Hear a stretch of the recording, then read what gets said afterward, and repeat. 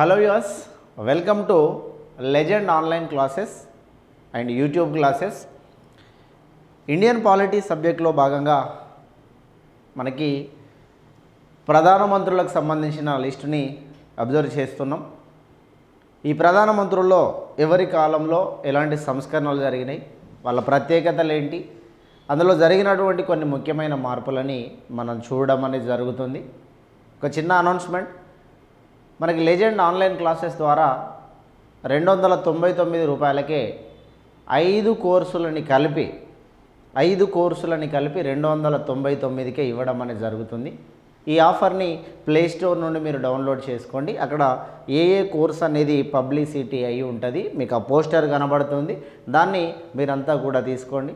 అందులో Indian history ఉంటుంది, economy ఉంటుంది, కరెంట్ అఫైర్స్ ఉంటుంది, అన్ని కోర్సులకి సంబంధించిన ఆ రికార్డెడ్ వీడియోస్ ఉంటాయి. మొత్తం 5 రకాల వీడియోలని కలుపుకొని టెస్ట్ సిరీస్ కూడా అందులోనే ఉంటుంది. ఇండియన్ ప్రైమ్ మినిస్టర్స్లో భాగంగా చౌదరి చరణ్ సింగ్ని చూస్తున్నాం. చౌదరి చరణ్ సింగ్ ఉత్తరప్రదేశ్ ప్రాంతానికి సంబంధించిన వ్యక్తి. ఉత్తరప్రదేశ్కి సీఎంగా కూడా చేసినాడు. భారతదేశానికి పీఎంగా 1979 నుండి 1980 వరకు భారతదేశానికి పీఎం. ఉత్తరప్రదేశ్కి సీఎంగా చేశాడు, భారతదేశానికి ప్రధానమంత్రిగా చేశాడు. భారతదేశానికి ప్రధానమంత్రి చేయడానికంటే ముందు చౌదరి చరణ్ సింగ్ ఉప ప్రధానమంత్రిగా చేశాడు. ఆల్రెడీ పాయింట్ మనం డిస్కషన్ చేసుకున్నాం. ఉప ప్రధానమంత్రిగా చేశాడు. అదేవిధంగా ఆర్థిక శాఖ మంత్రిగా కూడా చేశాడు. ఆర్థిక శాఖ మంత్రిగా ఇవి 2 పదవులు మొరార్జీ దేశాయ్ ప్రధానమంత్రిగా ఉన్నప్పుడు ఈ 2 పదవులను కూడా నిర్వర్తించడం జరిగింది. మొరార్జీ దేశాయ్ 2 ఉప ప్రధానులను నియమించుకున్నాడు అని మాట్లాడినాం.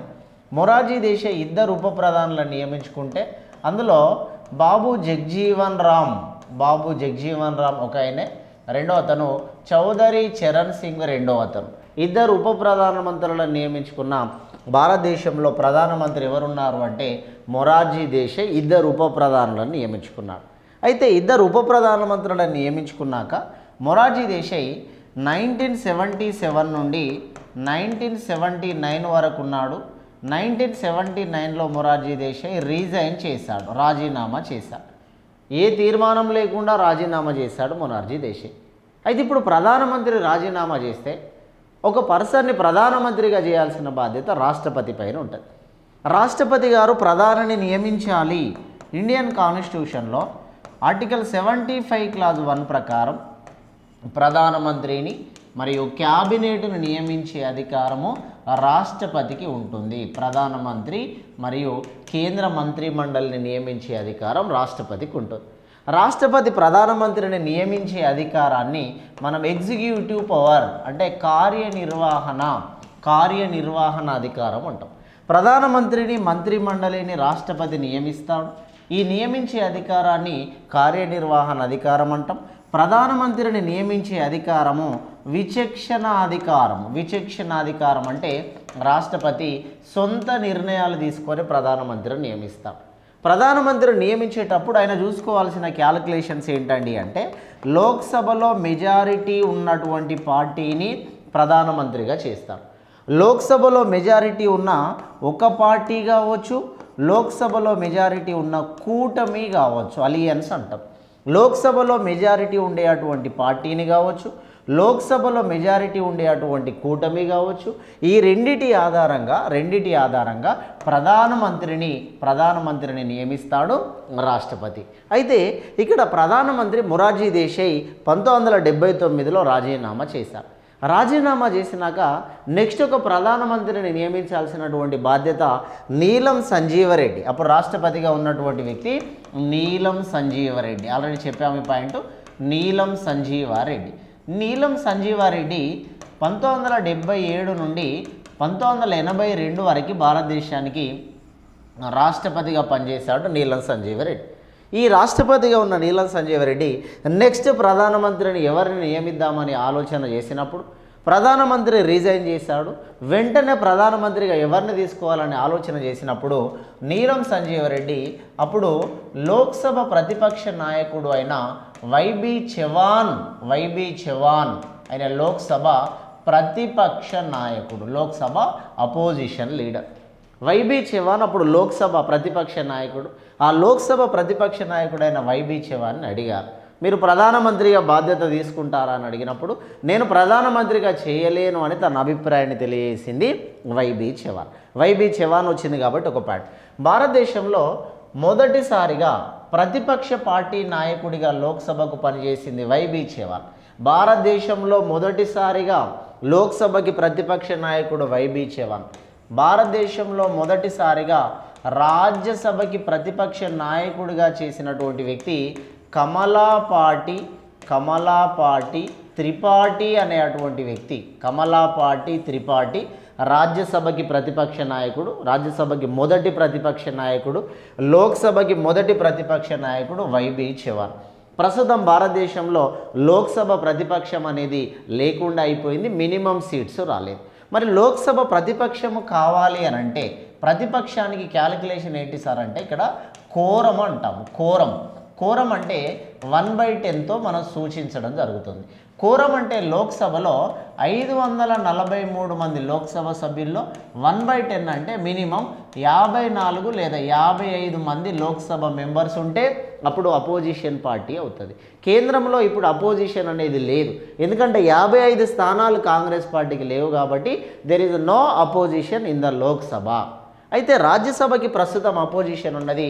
రాజ్యసభ ప్రతిపక్ష నాయకుడు, రాజ్యసభకి ప్రజెంట్ ప్రతిపక్ష నాయకుడు మల్లికార్జున ఖార్గే. ఈ మల్లికార్జున ఖార్గే ఎవరైతే ఉన్నారో ఈయననే ప్రస్తుతం ఐఎన్సి పార్టీకి అధ్యక్షత వహిస్తున్నటువంటి దళిత కమ్యూనిటీకి సంబంధించిన వ్యక్తి మల్లికార్జున ఖార్గే. రైట్, మళ్ళీ పాయింట్కి వద్దాం. మొరార్జీ దేశాయ్ రాజీనామా చేసిన తర్వాత ప్రధానమంత్రిని నియమించడానికి చవాన్ అడిగితే చవాన్ నేను ప్రధానమంత్రిగా చేయలేను అని చెప్తాడు. నేను ప్రధానమంత్రిగా చేయలేను అని చెప్పినప్పుడు నీలం సంజీవ్ రెడ్డి, అప్పుడు ప్రధానమంత్రిగా ఉన్న నీలం సంజీవ్ రెడ్డి ఉప ప్రధానమంత్రులైన బాబు జగ్జీవన్ రాముని, చరణ్ సింగ్ని ఇద్దరిని కన్సల్ట్ అవ్వాలి. వాస్తవానికి నీలం సంజీవ్ రెడ్డి బాబు జగ్జీవన్ రాముని, చరణ్ సింగ్ని కన్సల్ట్ అవ్వాలి. అయితే వీళ్ళిద్దరిలో అన్ని రకాల అనుభవము అవగాహన కలిగినటువంటి వ్యక్తి బాబు జగ్జీవన్ రాముని కాకుండా చౌదరి చరణ్ సింగ్ని ప్రధానమంత్రిగా నియమించాడు నీలం సంజీవ్ రెడ్డి. చౌదరి చరణ్ సింగ్ని ప్రధానమంత్రిగా నియమించాడు, బాబు జగ్జీవన్ రాముని కాదని. ఇక్కడ బాబు జగ్జీవన్ రాముని అర్హత కలిగినటువంటి వ్యక్తి, అన్ని రకాల అనుభవం కలిగినటువంటి వ్యక్తి, వయసు రీత్యా పెద్దవాడు, అన్ని రకాల అవగాహనలని తీసుకున్న తర్వాత బాబు జగ్జీవన్ రాముని ప్రధానమంత్రిగా నియమించకుండా ఒక కులం పేరుతో బాబు జగ్జీవన్ రాముని అనగదొక్కి బాబు జగ్జీవన్ రామ్ ఒక ఎస్సీ కులస్తుడు అని చెప్పేసి కులం పేరు మీద ఆయన మీద వివక్షత చూపి చరణ్ సింగ్ అనే అటువంటి ఒక అప్పర్ క్యాస్ట్కి సంబంధించిన వ్యక్తిని ప్రధానమంత్రిగా నియమించాడనే ఒక వ్యతిరేకత నీలం సంజీవ్ రెడ్డి పైన ఉన్నది. అంటే కుల వివక్షత వల్ల బాబు జగ్జీవన్ రామ్ ప్రధానమంత్రి కావాల్సినటువంటి జగ్జీవన్ రామ్ని కాకుండా చేశారు నీలం సంజీవ్ రెడ్డి అని ఆయన మీద ఒక కులపరమైనటువంటి వ్యతిరేకత అయితే ఉన్నది భారతదేశంలో. రైట్, ఇప్పుడు మళ్ళీ చూద్దాం. మొరార్జీ దేశాయ్ తర్వాత చౌదరి చరణ్ సింగ్ని ప్రధానమంత్రిగా చేశాడు. ఆ చౌదరి చరణ్ సింగ్ అప్పుడు ప్రధానమంత్రిగా కొనసాగే అటువంటి అవకాశం ఉన్నది. మరి ప్రధానమంత్రిగా చౌదరి చరణ్ సింగ్ 1979 నుండి 1980 వరకు ప్రధానమంత్రిగా కొనసాగినాడు. ఈ మధ్యకాలంలో మరి ఎన్ని రోజులు ఉన్నాడు సార్ అనేది కూడా చాలా ఆశ్చర్యార్థకం. మీకు ఇక్కడ ప్రధానమంత్రిగా ఈయన కేవలం 23 రోజులు మాత్రమే ప్రధానమంత్రిగా ఉంటాడు. ప్రధానమంత్రిగా ఆయన చేసింది కేవలం 23 రోజులే, అది పెద్ద కాలం ఏం కాదు. ఈయన చేసింది 1979 నుండి 1980 ఈ మధ్యకాలంలో ప్రధానమంత్రిగా చరణ్ సింగ్ పార్లమెంటులో అడుగు పెట్టకుండానే ప్రధానమంత్రి పదవి కోల్పోయాడు. పార్లమెంటులో అడుగు పెట్టనటువంటి ప్రధానమంత్రి అని అంటాం. ఈయన పార్లమెంటులో అడుగు పెట్టనటువంటి ప్రధాని, ఎందుకనగా 23 రోజులు మాత్రమే ఈయన ప్రధానమంత్రిగా కొనసాగుతాడు. ప్రధానమంత్రిగా కేవలం 23 రోజులు మాత్రమే కొనసాగుతాడు. ఈ 23 రోజులు కొనసాగితే 23 రోజులకు పార్లమెంటు సమావేశాలు జరగాలి కదా. ప్రధానమంత్రిగా 23 రోజులు మాత్రమే పదవిలో కొనసాగినాడు. 23 రోజులకి పదవికి రాజీనామా చేస్తాడు, అది వేరే విషయం, మరొక కంటిన్యూషన్లో చెప్తాం.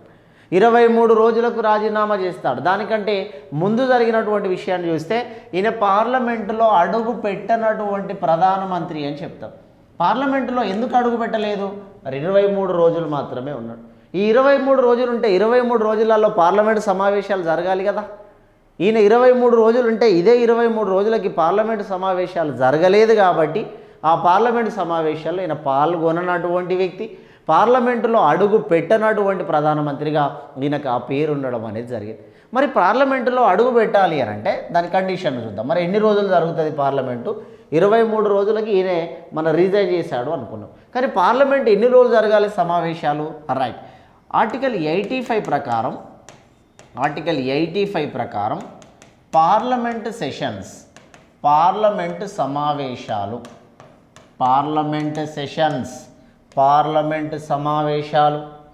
పార్లమెంటు సమావేశాలు 2 సార్లకి తగ్గకుండా ఎన్నిసార్లు అయినా నిర్వహించుకోవచ్చు.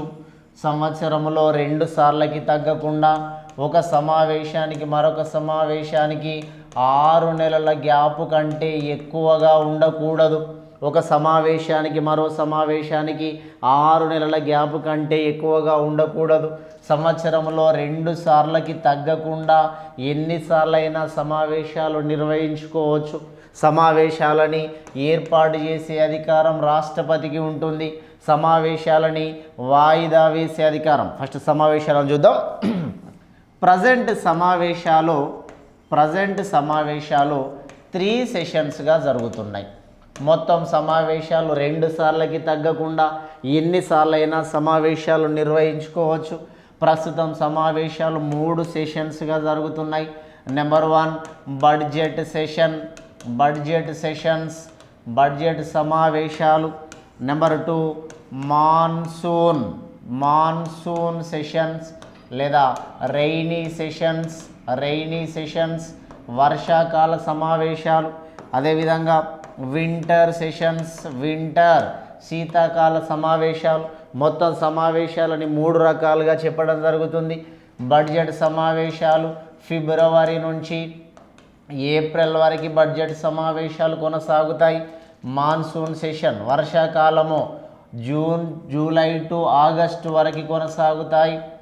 జూలై టు ఆగస్టు వరకు వర్షాకాల సమావేశాలు. నవంబర్ టు డిసెంబర్ వరకు శీతాకాల సమావేశాల్లో బడ్జెట్ సమావేశాన్ని అతిపెద్ద సమావేశం అంటాం, బిగ్గెస్ట్ సెషన్. సమావేశాలలో స్మాలెస్ట్ సెషన్ అతి చిన్న సమావేశం అని శీతాకాల సమావేశాన్ని చెప్తాం. అతిపెద్ద సమావేశము బడ్జెట్ సమావేశం, అతి చిన్న సమావేశము శీతాకాల సమావేశం. మొత్తం సమావేశాలు 3 సెషన్లుగా జరుగుతున్నాయి. ఈ 3 సెషన్లలో మాత్రమే భారతదేశంలోని ఎంపీస్ అంతా కూడా సమావేశానికి అటెండ్ అవుతారు.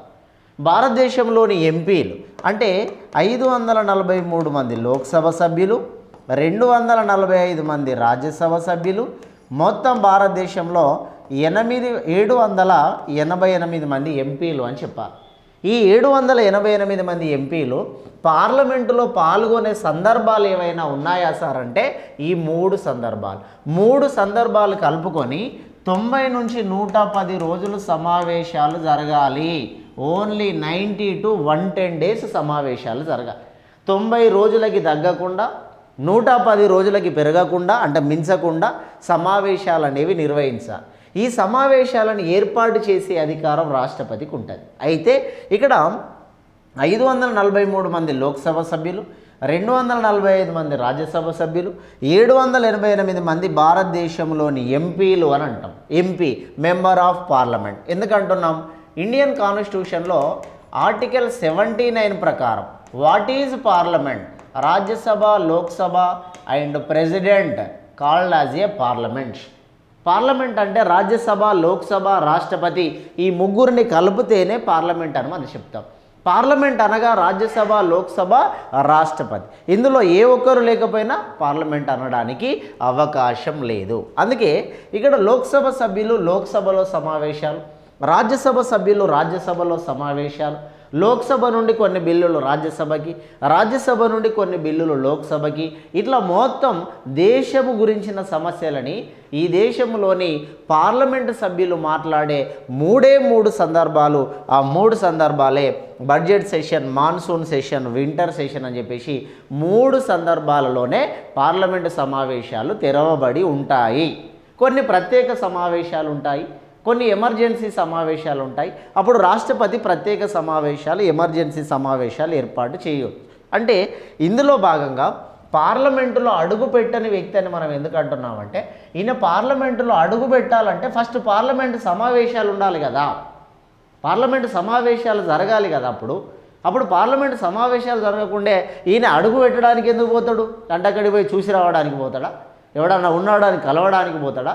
పార్లమెంటులో అడుగు పెట్టని వ్యక్తి అంటే పార్లమెంటు సమావేశాలలో పాల్గొనని వ్యక్తి అనే అటువంటి అంశం మీద ఈయనని తీసుకోవడం జరుగుతుంది. అయితే సమావేశాలని ఏర్పాటు చేయడాన్ని, సమావేశాలని వాయిదా వేయడాన్ని, సమావేశాలని రద్దు చేయడాన్ని ఏ పేరుతో పిలుస్తాం? సమావేశాలని ఆర్టికల్ 85 మనం డిస్కషన్ చేసినట్టుగా 85 పార్లమెంటు సెషన్స్ అన్నాం, పార్లమెంటు సమావేశాలు, పార్లమెంటు సెషన్స్, పార్లమెంటు సమావేశాలు అన్నాం. ఇదే రాష్ట్రంలో అయితే article 174, article 174 assembly sessions, assembly సమావేశాలు అని పిలుస్తున్నాము. పార్లమెంటు సమావేశాలు 85 ఆర్టికల్, అసెంబ్లీ సమావేశాలు 174 ఆర్టికల్. పార్లమెంటు సమావేశాలని ఒకటి చూద్దాం. పార్లమెంటు సమావేశాలని ఏర్పాటు చేసే అధికారాన్ని సమ్మన్స్ అంటాం. సమ్మన్స్ అంటే సమావేశాలని ఏర్పాటు చేయడం అని అర్థం. సమ్మన్స్ అంటే సమావేశాలను ఏర్పాటు చేయడం. సమావేశాలని కేంద్రంలో అయితే రాష్ట్రపతి ఏర్పాటు చేస్తాడు, రాష్ట్రంలో అయితే గవర్నర్ ఏర్పాటు చేయడం జరుగుతుంది.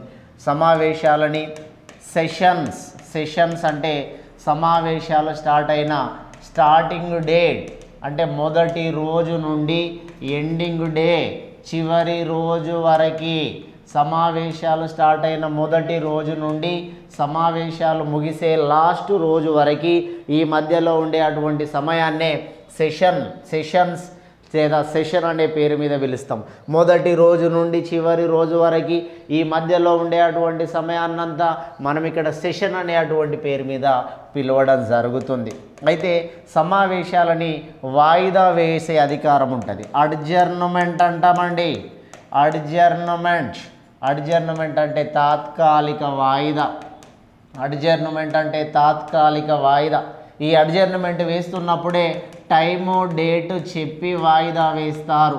నెక్స్ట్ ఎప్పుడు జరుగుతుంది సమావేశం, నెక్స్ట్ ఏ టైంకు జరుగుతుంది సమావేశం, నెక్స్ట్ ఏ రోజు సమావేశం జరుగుతుంది చెప్తారు.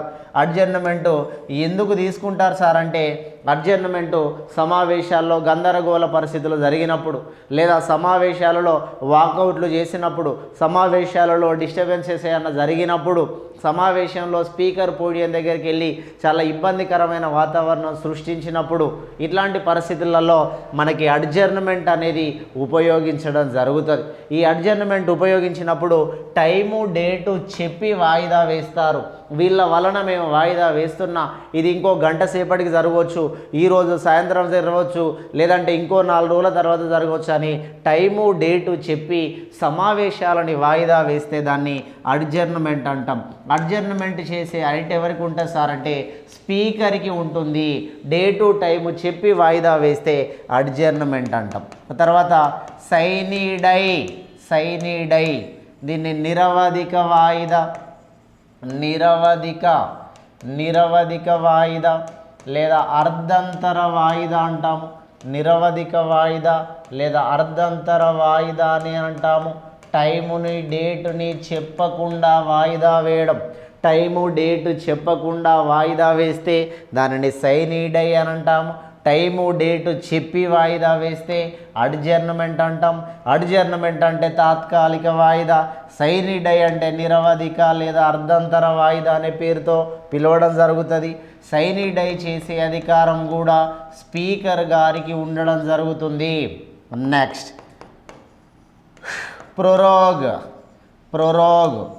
ప్రొరోగ్ అంటే లాంగ్ టర్మ్ పోస్ట్ పోన్మెంట్, దీర్ఘకాలిక వాయిదా. లాంగ్ టర్మ్ పోస్ట్ పోన్మెంట్ ఒక సమావేశము లాస్ట్ డేట్ నుండి మరొక సమావేశము స్టార్టింగ్ డే వరకు దీన్ని పోస్ట్ పోన్ చేస్తున్నా అని చెప్పే అధికారాన్ని మనకిక్కడ ఇది రాష్ట్రపతి గారికి ఉండడం జరుగుతుంది. రాష్ట్రపతి గారు ఒక సమావేశం లాస్ట్ రోజు వచ్చి మాట్లాడతాడు.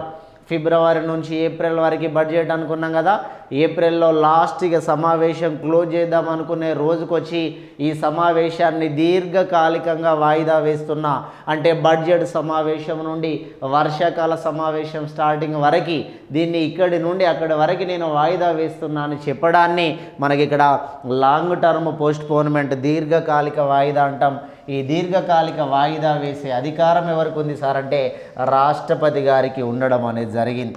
తర్వాత డిజాల్వ్డ్ అంటే ప్రభుత్వాన్ని రద్దు చేయడం లేదా లోక్సభని రద్దు చేయడం. ప్రభుత్వాన్ని రద్దు చేసుకోవాలన్నా లోక్సభ రద్దు చేసుకోవాలన్నా ఈ లోక్సభ రద్దు అయితే ఆటోమేటిక్గా ప్రభుత్వం రద్దు అయిపోతుంది. లోక్సభ రద్దు అయింది అంటే ప్రభుత్వం రద్దు అవుతుందండి. లోక్సభ రద్దు అయిందంటే ప్రభుత్వం రద్దు అవుతుంది. మళ్ళీ ఎలక్షన్స్ అనే వాటికి వెళ్ళిపోవాల్సిన అవసరం ఉంటుంది. కానీ ప్రభుత్వం రద్దయినా రాజ్యసభ కొనసాగుతుంది. ప్రభుత్వం రద్దయినా కొనసాగేది రాజ్యసభ, కానీ లోక్సభ రద్దయితే ప్రభుత్వము రద్దయిపోవడం జరుగుతుంది. మంత్రిమండలంతా లోక్సభకి బాధ్యత వహిస్తుంది కాబట్టి లోక్సభలో మెజారిటీని బట్టే ప్రభుత్వం కొనసాగుతుంది. కాబట్టి అందుకే ఇక్కడ ప్రభుత్వానికి సంబంధించిన ఆ విధానాలను మనం ఇక్కడ చెప్పడం జరిగింది. మంత్రిమండలి లేదా ప్రభుత్వానికి సంబంధించినటువంటి ఆ అధికారాన్ని రద్దు చేయడం, లోక్సభను రద్దు చేయడం, ఇది కూడా ప్రెసిడెంట్ ఆఫ్ ఇండియా రాష్ట్రపతి గారికి అధికారం ఉండడం అనేది జరిగింది. అంటే సమావేశాలు నిర్వహించి వాటిని ఏర్పాటు చేస్తున్నప్పుడు జరిగేటువంటి విధానాలు ఇవన్నీ కేంద్రానికి ఉపయోగపడితే ఇవన్నీ రాష్ట్రానికి కూడా ఉపయోగపడడం జరుగుతుంది. సమ్మన్స్ అంటే సమావేశాల ఏర్పాటు, సెషన్ అంటే మొదటి రోజు నుండి చివరి రోజు, అడ్జర్న్మెంట్ అంటే తాత్కాలిక వాయిదా, సైనీ డై అంటే నిరవధిక వాయిదా, ప్రొరోగ్ అంటే దీర్ఘకాల వాయిదా, డిజాల్వ్డ్ అంటే లోక్సభని రద్దు చేయడం. రాష్ట్రంలో అయితే సమావేశాలు 50 నుండి 60 రోజుల వరకు రాష్ట్రంలో సమావేశాలు జరుగుతాయి. కేంద్రంలో అయితే 90 నుండి 110 రోజుల వరకు సమావేశాలు జరుగుతాయి. ఇది సమావేశాలకు సంబంధించినటువంటి డిస్కషన్లో భాగం. అంటే సమావేశానికి ఈయన అటెండ్ కాలేదు, ఒక్క సమావేశానికి కూడా కాలేదు. ఎందుకయ్యా, ఈయన ఉన్నదే 23 రోజులు. ఈయన ఉన్న 23 రోజుల్లో పార్లమెంటు సమావేశాలు చేసే డేట్ అది ఉండాలి కదా. సమావేశాలకు సంబంధించినటువంటి పర్టికులర్ డేట్స్ ఉంటే ఆ డేట్లో నేను అప్పుడు ప్రధానమంత్రిగా అందులోకి పోయే సాహసం చేయలేదు. ఎందుకనగా 23 రోజులకే ఈయన రాజీనామా చేయాల్సినటువంటి పరిస్థితి వచ్చింది. మరి ఈయన 23 రోజులకి ఎందుకు రాజీనామా చేశాడు? రైట్, ఈయనకు సంబంధించిన విషయాన్ని చూద్దాం. 23 రోజులకి ఎందుకు రాజీనామా చేశావు? చరణ్ సింగ్ పర్సన్ని చూద్దాం. చౌదరి చరణ్ సింగ్ 23 రోజులు మాత్రమే ప్రధానిగా కొనసాగినాడు. 23 రోజులు ప్రధానిగా కొనసాగి ఈయన రాజీనామా చేశాడు. రాజీనామా ఎందుకు చేశాడు? ఈయన విశ్వాస తీర్మానము వలన రాజీనామా చేశాడు. విశ్వాస తీర్మానము వలన రాజీనామా చేయడం జరిగింది. చాలా జాగ్రత్తగా అర్థం చేసుకోవాలి ఒక్కొక్క పాయింట్. పార్లమెంటులో కొన్ని తీర్మానాలు, విశ్వాస తీర్మానం, అవిశ్వాస తీర్మానం, అభిశంసన తీర్మానం, వాయిదా తీర్మానం, అర్ధగంట చర్చ, ఇట్లాంటివన్నీ తీర్మానాలు అనేవి పార్లమెంటులో ఉంటాయి.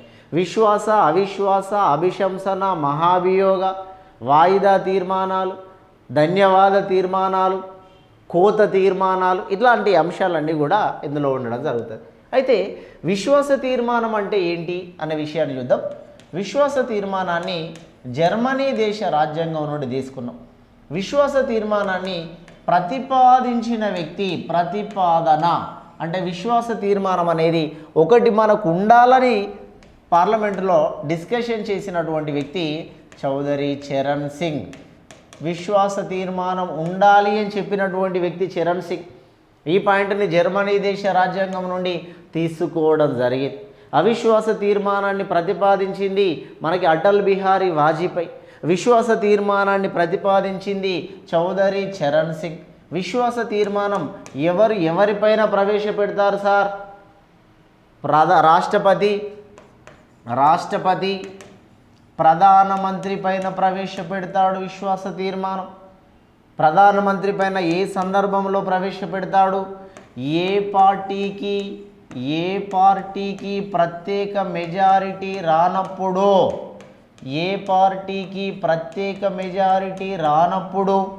అతిపెద్ద పార్టీ నాయకుడిని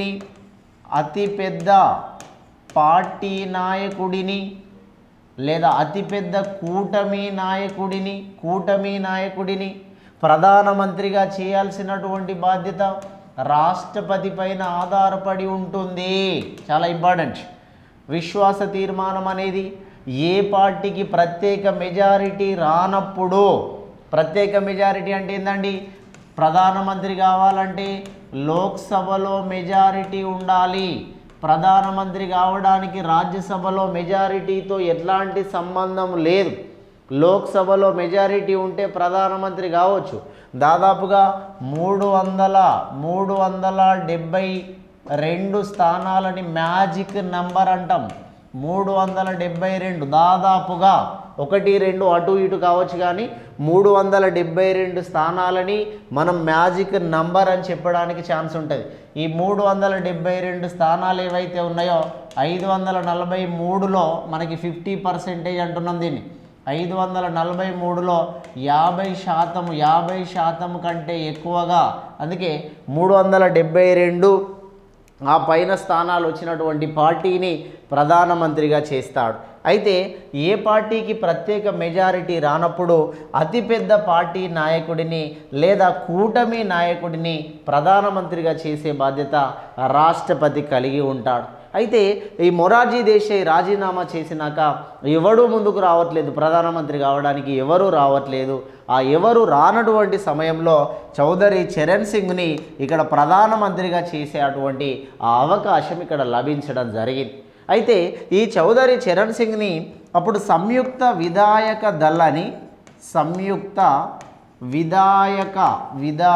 దళ్ ఆయన పెట్టిన పార్టీ పేరు సంయుక్త విధాయక దళ్, ఎస్విడి అనే పార్టీని పెట్టాడు చౌదరి చరణ్ సింగ్. ఈ చౌదరి చరణ్ సింగ్ ఎవరైతే ఉన్నారో కాంగ్రెస్ మేము సపోర్ట్ చేస్తాము, మీరు ఫార్వర్డ్ కాండి అని కాంగ్రెస్ ఈయనకి వెనుకుండి సపోర్ట్ చేసినప్పుడు సరైన ప్రధానమంత్రి అవ్వడానికి ముందుకెళ్ళాడు. ప్రధానమంత్రి అవ్వడానికి ముందుకెళ్ళినప్పుడు నీలం సంజీవ్ రెడ్డి నన్ను ప్రధానమంత్రిగా చేశాడు. అయితే ఈ ప్రధానమంత్రిగా చేస్తుండే సమయానికి నీకు ప్రత్యేక మెజారిటీ లేనప్పుడు రాష్ట్రపతి ఏం చేస్తాడంటే నీకు ఒక కండిషన్ చెప్తాడు. నీకు ఇప్పుడు ప్రత్యేక మెజారిటీ లేదు, కానీ నీపైన కొన్ని రోజుల తర్వాత విశ్వాస తీర్మానాన్ని తీసుకొస్తా. ఆ కొన్ని రోజులు ఎన్ని అనేది రాజ్యాంగంలో ఎక్కడ స్పష్టమైనటువంటి ఆ డేట్స్ చెప్పలేదు, ఆ రోజులు చెప్పలేదు. నీపైన 4 రోజులక 5 రోజులక 10 రోజులక 15 రోజులక విశ్వాస తీర్మానం తీసుకొస్తాం. ఈ విశ్వాస తీర్మానంలో నువ్వు ఖచ్చితంగా లోక్సభలోని మొత్తం సభ్యుల సంఖ్యలో సగం మెజారిటీ నువ్వు చూయిస్తేనే నువ్వు ప్రధానమంత్రిగా కొనసాగుతావు. సగం మెజారిటీ చూపించకపోతే ప్రధానమంత్రిగా కొనసాగడానికి అవకాశం లేదు. అప్పుడు అపోజిషన్ వాడు ఎవడన్నా సగం కంటే ఎక్కువ సీట్లు చూపెడితే నీ ప్లేస్లో వాడు ప్రధానమంత్రి అవుతాడు. అందుకోసమే విశ్వాస తీర్మానం అనేది రాష్ట్రపతి ప్రధానమంత్రి పైన ప్రవేశపెడతాడు. నీ విశ్వాసాన్ని లోక్సభలో నిరూపించుకో. నిన్ను ఎంతమంది నమ్ముతున్నారు ఈ దేశానికి ప్రధానిగా? అసలు లోక్సభ నిన్ను యాక్సెప్ట్ చేస్తుందా? నీ మెజారిటీ చూపించుకోమని చెప్పేసి చెప్పడానికి అవకాశం ఉంటుంది. ఇట్లాంటి తీర్మానం ఏదైతే ఉన్నదో దానిని మనం విశ్వాస తీర్మానము అన్నాం. విశ్వాస తీర్మానాన్ని ఇప్పటివరకు భారతదేశంలో 12 సార్లు విశ్వాస తీర్మానాన్ని ప్రవేశపెట్టడం జరిగింది. చూద్దాం. ఇప్పటివరకు విశ్వాస తీర్మానాన్ని 12 సార్లు ప్రవేశపెట్టారు. విశ్వాస తీర్మానాన్ని 12 సార్లు ప్రవేశపెట్టడం జరిగింది. విశ్వాస తీర్మానాన్ని మొదటిసారిగా లేదంటే విశ్వాస తీర్మానం ఎట్లయినా నా పైన వస్తుంది అని తెలుసు చౌదరి చరణ్ సింగ్కి. విశ్వాస తీర్మానం నా పైన వస్తుంది అని కొంచెం ఆ డౌట్ ఉంది. విశ్వాస తీర్మానం నా పైన వస్తే నేను దాన్ని ఎదుర్కోవడానికి నాకు వెనుక సపోర్ట్ లేదు.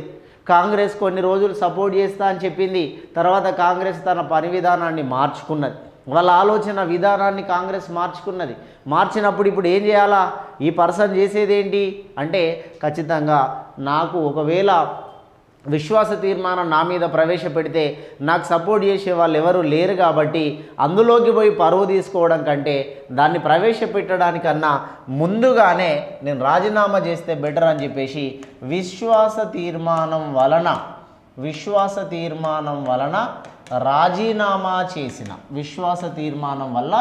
రాజీనామా చేసినటువంటి ఫస్ట్ పర్సన్ అని చౌదరి చరణ్ సింగ్ని చెప్తాం. విశ్వాస తీర్మానం వలన, నేను విశ్వాస తీర్మానంలో ఓడిపోయి రాజీనామా అనట్లేదు, విశ్వాస తీర్మానం వలన అంటే ఒక రకంగా చెప్తే విశ్వాస తీర్మానానికి భయపడి రాజీనామా చేసిండే. విశ్వాస తీర్మానం ఇంకా సభలోకి పోయి చర్చ జరగలేదు. ఒకవేళ సభలోకి పోయి చర్చ జరిగితే ఆ సభలో ఈయనకి ఎంతమంది ఉన్నారు, అపోజిషన్ ఎంతమంది ఉంది, అప్పుడు ఎంత బలపడినారు అనేది తెలిసిపోతుంది.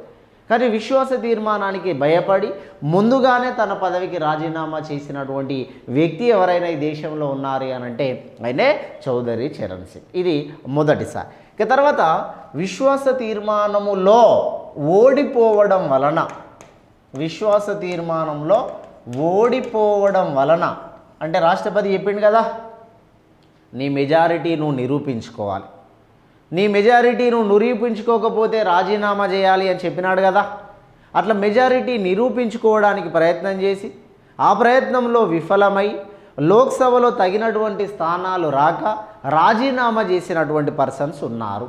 ఈయననేమో భయపడి రాజీనామా చేసాడు, వీడు భయానికే రాజీనామా చేసాడు, అందులోకి పోతే ఏం జరుగుతుందో అని భయానికి రాజీనామా చేశాడు. కానీ విశ్వాస తీర్మానంలో కొంత పోరాటం చేసి ఆయనకు అనుకూలమైన మెజారిటీని నిరూపించుకునే టైంలో ఓడిపోవడం వల్ల రాజీనామా చేసిన first person Vishwanath Pratap Singh, VP Singh అంటాం.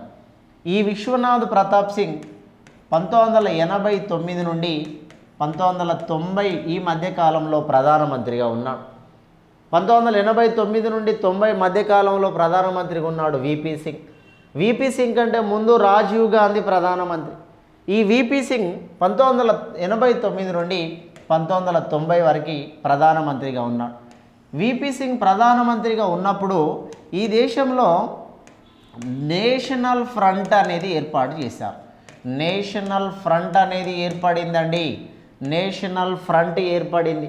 ప్రధానంగా ఈ నేషనల్ ఫ్రంట్ అనేది జనమోర్చా, లోక్దల్ పార్టీల ఆధ్వర్యంలో జనమోర్చా అండ్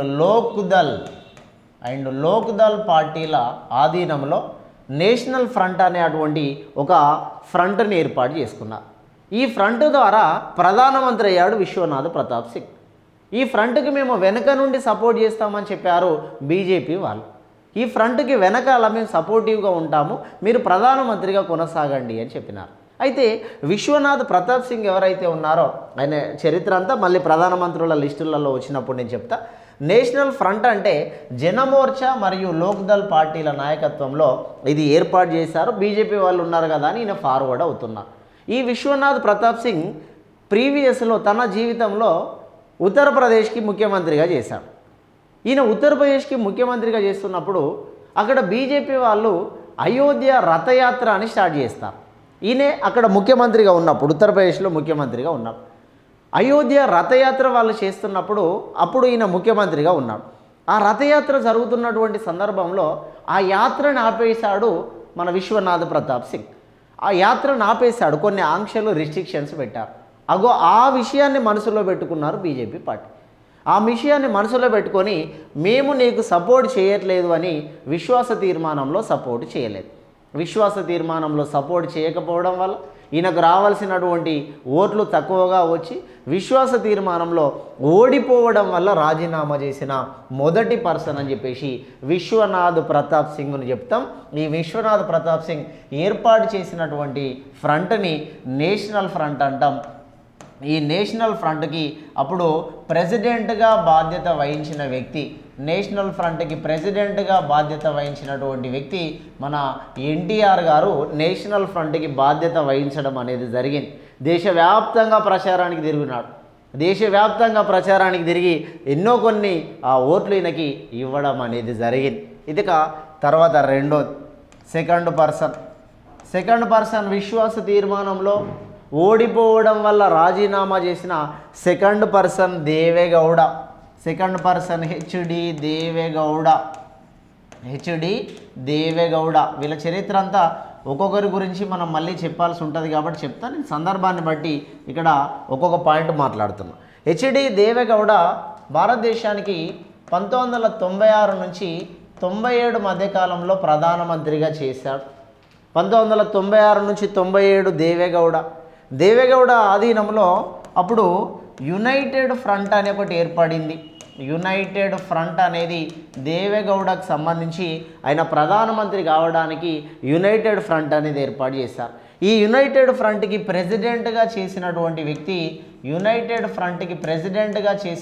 వ్యక్తి చంద్రబాబు నాయుడు యునైటెడ్ ఫ్రంట్కి ప్రెసిడెంట్గా చేయడం అనేది జరిగింది. యునైటెడ్ ఫ్రంట్కి ప్రెసిడెంట్గా చేసింది చంద్రబాబు నాయుడు, నేషనల్ ఫ్రంట్కి ప్రెసిడెంట్గా చేసింది ఎన్టీఆర్ మామ విశ్వనాథ్ ప్రతాప్ సింగ్ని గెలిపిస్తే అల్లుడు దేవేగౌడని గెలిపించాడు. అందుకే ఇక్కడ చంద్రబాబుకి దేవేగౌడకి కొన్ని సంబంధాలు కొంచెం వాళ్ళకి ఆ బిజినెస్కి సంబంధించింది కానీ లేదా పొలిటికల్గా సంబంధించిన కానీ కొన్ని సంబంధాలు ఉండడం అనేది జరుగుతుంది. ఈ యునైటెడ్ ఫ్రంట్ అనేది 13 పార్టీలతో కలిసి యునైటెడ్ ఫ్రంట్ అనేది 13 పార్టీలతో కలిసి ప్రధానమంత్రి అయ్యాడు దేవేగౌడ. ఈ 13 పార్టీలతో కలిసి ప్రధానమంత్రి అయినటువంటి ఆ కూటమి ఏదైతే ఉందో ఆ కూటమినే మనం ఇక్కడ యునైటెడ్ ఫ్రంట్ అంటాం. ఈ యునైటెడ్ ఫ్రంట్కి వెనకాల మేము సపోర్ట్ చేస్తామని కాంగ్రెస్ చెప్పినారు. కాంగ్రెస్ చెప్పినప్పటికీ ఆ తీర్మానం పైన చర్చ జరుగుతున్నప్పుడు కాంగ్రెస్ వీళ్ళకి సపోర్ట్ చేయనందువలన విశ్వాస తీర్మానంలో ఓడిపోయాడు దేవేగౌడ. విశ్వాస తీర్మానంలో ఓడిపోయి రాజీనామా చేయాల్సి వచ్చింది. విశ్వాస తీర్మానంలో ఓడిపోయి రాజీనామా చేసిన మొదటి వ్యక్తి విపి సింగ్, విశ్వాస తీర్మానంలో ఓడిపోయి రాజీనామా చేసిన రెండో వ్యక్తి దేవేగౌడ. నెక్స్ట్ విశ్వాస తీర్మానంలో ఓడిపోయి రాజీనామా చేసినటువంటి మూడవ పర్సన్ అటల్ బిహారీ వాజ్పేయి. అటల్ బిహారీ వాజ్పేయి ఎవరైతే ఉన్నారో ఈ అటల్ బిహారీ వాజ్పేయి గారు విశ్వాస తీర్మానంలో ఓడిపోవడం వల్ల రాజీనామా చేయాల్సి వచ్చింది. ఆయన 1999 సంవత్సరంలో రాజీనామా చేయడం అనేది జరిగింది. అటల్ బిహారీ వాజ్పేయి గారు విశ్వాస తీర్మానంలో ఓడిపోయి రాజీనామా చేశారు, అవిశ్వాస తీర్మానంలో ఓడిపోయి రాజీనామా చేశారు. అటల్ బిహారీ వాజ్పేయి గారు మొత్తం 3 సార్లు ప్రధాని అవుతే మొదటిసారి అవిశ్వాస తీర్మానంలో రాజీనామా చేశాడు, రెండోసారి విశ్వాస తీర్మానంలో రాజీనామా చేశాడు. 3 సార్లు ప్రధానమంత్రులలో 2 సార్లు ప్రధానమంత్రి పదవులకి రాజీనామా చేసినటువంటి వ్యక్తి అటల్ బిహారీ వాజ్పేయి గారు రాజీనామా చేయడం అనేది జరిగింది. ఇక ఈయనకు సంబంధించి అటల్ బిహారీ వాజ్పేయి గారు రాజీనామా చేశారు. అప్పుడు అటల్ బిహారీ వాజ్పేయి గారు మనకి ఏర్పాటు చేసినటువంటి ఫ్రంట్ ఏందయ్యా అని అంటే అటల్ బిహారీ వాజ్పేయి గారు ఏర్పాటు చేసినటువంటి ఆ ఫ్రంట్ని కనుక మనం ఇక్కడ చూసినట్టయితే మనకి నేషనల్ డెమోక్రాటిక్ అలియన్స్ ఎన్డీఏ అంటాం. నేషనల్ డెమోక్రాటిక్ అలియన్స్ అని ఎన్డీఏని ఏర్పాటు చేసినటువంటి వ్యక్తి ఎవరు అంటే మనకి అటల్ బిహారీ వాజ్పేయి గారు ఎన్డీఏని ఏర్పాటు చేయడం అనేది జరిగింది. అటల్ బిహారీ వాజ్పేయి గారు ఎన్డీఏని ఏర్పాటు చేసినప్పుడు ఎన్డీఏ 24 పార్టీలతో కలిసి బీజేపీ నాయకత్వంలో మిగతా పార్టీలు కలిసి ఒక కూటమిగా ఏర్పడితే ఆ కూటమి పేరునే నేషనల్ డెమోక్రాటిక్ అలియన్స్ అని ఎన్డీఏ అని పిలవడం జరుగుతుంది. ఎన్డీఏలో మొత్తం పార్టీలు ఎన్నిసార్లు అంటే 24 పార్టీలు ఎన్డీఏలో ఉండడం అనేది జరిగింది.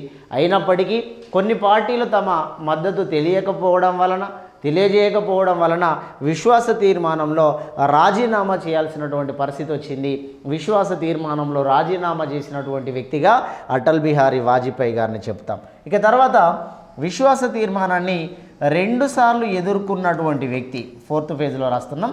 విశ్వాస తీర్మానాన్ని 2 సార్లు ఎదుర్కొన్నటువంటి వ్యక్తి, 2 times ఫేస్డ్, 2 సార్లు ఎదుర్కొన్నటువంటి వ్యక్తి మన్మోహన్ సింగ్ విశ్వాస తీర్మానాన్ని 2 సార్లు ఎదుర్కొన్నాడు.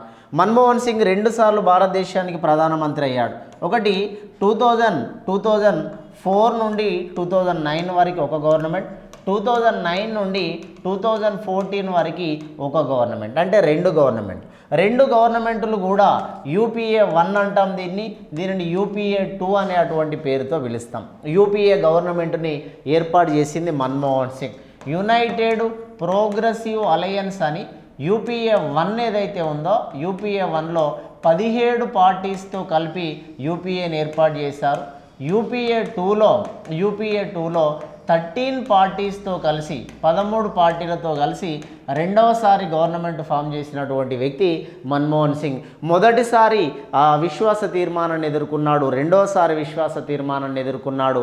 ఈయన 2 సార్లు విశ్వాస తీర్మానాన్ని ఎదుర్కొన్నటువంటి వ్యక్తి అని మన్మోహన్ సింగ్ గారిని మనం ఈ రకంగా పిలవడం జరుగుతుంది. ఇక తర్వాత విశ్వాస తీర్మానానికి సంబంధించి ఇప్పటివరకు 12 సార్లు ప్రవేశపెడితే ఆ 12 సార్లు ప్రవేశపెట్టిన దాంట్లో రాజీనామా చేసింది విశ్వనాథ్ ప్రతాప్ సింగ్, అదేవిధంగా హెచ్డి దేవేగౌడ, అటల్ బిహారీ వాజ్పేయి. 2 సార్లు ఎదుర్కొన్నది మన్మోహన్ సింగ్. భయపడి రాజీనామా చేసింది చౌదరి చరణ్ సింగ్ అనే అటువంటి పేరు మీద ఇది తీసుకోవడం జరిగింది. అయితే మనకు సంబంధించినటువంటి ఈ చౌదరి చరణ్ సింగ్ ఎవరైతే ఉన్నారో, చౌదరి చరణ్ సింగ్ 23 రోజులు మాత్రమే ప్రధానిగా ఉన్నాడు అని చెప్పినాం. 23 రోజులు ప్రధానిగా ఉండి ఆ ప్రధానమంత్రి పదవికి రిజైన్ చేసింది. ప్రధానమంత్రి పదవికి రిజైన్ చేసినాక నెక్స్ట్ ప్రధానమంత్రి కావడానికి ఎవడు ముందుకు వస్తలేడు. నెక్స్ట్ ఏదో ఒకరిని ప్రధానమంత్రిగా చేసే టైంలో మధ్యలో కొంత గ్యాప్ ఏర్పడుతుంది. ఈ గ్యాప్లో మళ్ళీ చౌదరి చరణ్ సింగ్నే ఆపద్ధర్మ ప్రధానమంత్రిగా 4 నెలలు చరణ్ సింగ్ని కొనసాగించారు. అందుకే